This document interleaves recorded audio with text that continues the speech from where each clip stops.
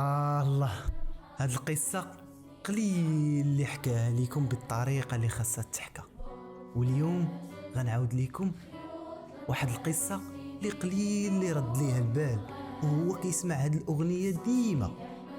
سيادنا نبداو على بركة. يا ليام زمان كنتي كتفيق من النعاس في الصباح شتا خيط من السما، وكتجي عندك الوالده كتقول لك غير رجع ولديت اليوم ما تمشيش تقرا، راه الجو بارد بزاف وشتا كطيح، اليوم ماشي ديال القرايه. وبقوه الفرحه ما كيجيكش النعاس مازال، وكتنوض من بلاصتك وكتحل الشرجم وكتشوف شتا كطيح. وفي ديك الساعه امك راه كتصاوب اتاي ولا القهوه معطره اللي ريحتها واخا تكون فيك الموت كتنوضك. المهم كتسخن داك الخبز باش تفطرو، وكترجع تكمش قدام التلفازه وكتفرج في الرسوم المتحركه، وكتبقى تطلب من الله باش الشتا ما توقفش. كتفطر مع العائله وكتحس براسك باللي راك اسعد انسان في العالم، ما كتعاني لا من اكتئاب ولا تفكير مفرط ولا حتى خوف من المستقبل. عقلتوا على هاد الاجواء؟ ايوا سيدي، انت فاش كنتي كتعيش هاد اللحظات وكتستمتع بهم بلا ما تحس، ديك الساعه المرحوم الحسن الثاني راه كان جامع به ناس الغيوان وجيل جلاله، وكيقول لهم علاش ما غنيتوش على النحله؟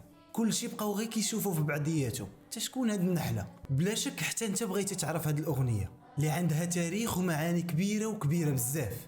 اليوم غنعاود لكم على شكون هو مول الاغنيه وشنو علاقتها بالحسن الثاني وشنو القصه الحقيقيه ديالها وعلى من كتدوي. المرحوم الملك الحسن الثاني كانت العاده ديالو انه كيعرض على الفنانه القصر بمناسبه شعبانه. اللي ما كيعرفش اشنو كتعني شعبانه، هي واحد الطقوس احتفاليه للتحرر من قيود رمضان، وصادفت انه من سنه 1982 استدعى مجموعه ناس الغيوان وجيل جلاله حتى لذاك النهار. فملي جات نوبه المجموعات دخلوا ناس الغيوان وجيل جلاله، وبجوج دقه واحده وقفوا قدام الملك. فالملك طلب من جلاله انهم يغنيوا اغاني المنحول اللي كان يلاه مسجل لينا في هذيك الفتره، منهم اغنيه الشمعه اللي عجباته بزاف لدرجه انه طلب من عبد السلام خشان رئيس الجوق السنفوني باش يعزفها ويتمرن عليها من فرقه جيل جلاله. وهو يسولهم نتوما اش كتعرفوا على فن المنحول؟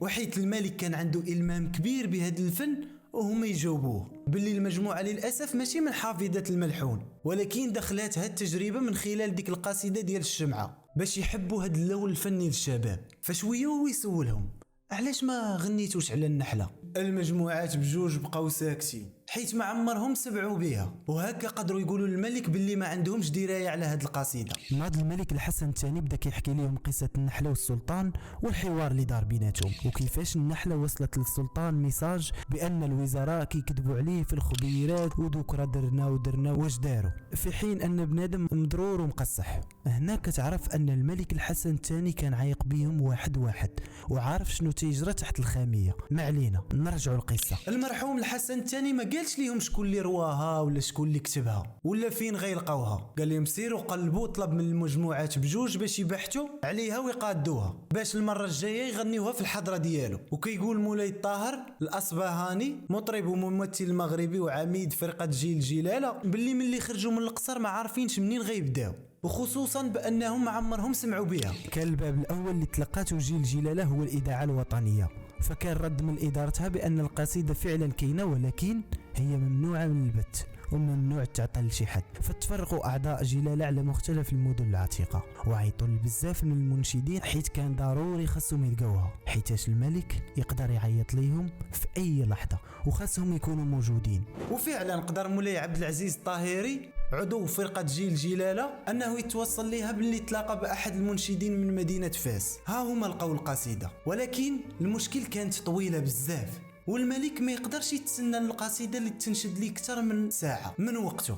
فبداو كيفكروا شنو المقاطع اللي غيخليو وشنو المقاطع اللي غادي يحيدوا وشنو المقاطع اللي باغيهم الملك. فبداو كيبحثوا كيفكروا حتى وصلوا للجمله المهمه في القصيده اللي كتقول باللي السلطان طبيب والراعي مضرور ولا وزير يبلغ الخبار. وهكا قدروا جيل جلاله انهم يقادوا لها توقيت ما يكيفوتش 5 دقائق وخدموا عليها حرف بحرف خوفا من الملك ليستدعيهم في اي لحظه ويكونوا باقا ما موجودينش. وفعلا من بعد 3 شهور استدعاهم الملك للقصر. فملي دخلوا جيل جلاله للبلاصه المخصصه للحفل لقاو الحكومه كامله جالسه واللي كان كيترأسها المرحوم المعطي بوعبيد. فدخل الملك وقف كل شيء واول حاجه سول عليها فين هما جيل جلاله وهما ينوضوا. سولهم واش لقيتوا النحله؟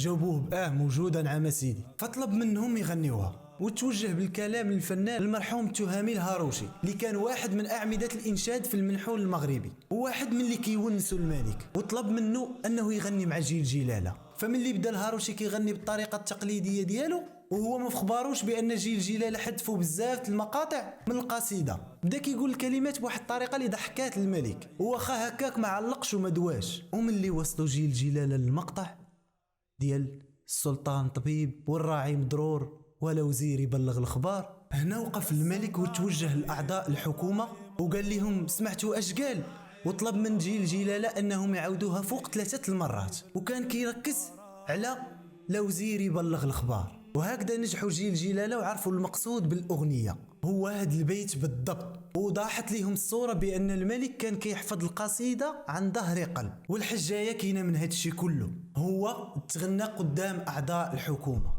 وهكذا سيادنا غنكونوا عرفنا قصة أغنية النحلة وشنو المقصود بها. كنتي أول مرة كيطلع ليك الفيديو ديالي أنا عثمان الدغوغي وهذه قناة واش في خبارك. سيادنا هذا مكان ولنا ميعاد إن شاء الله.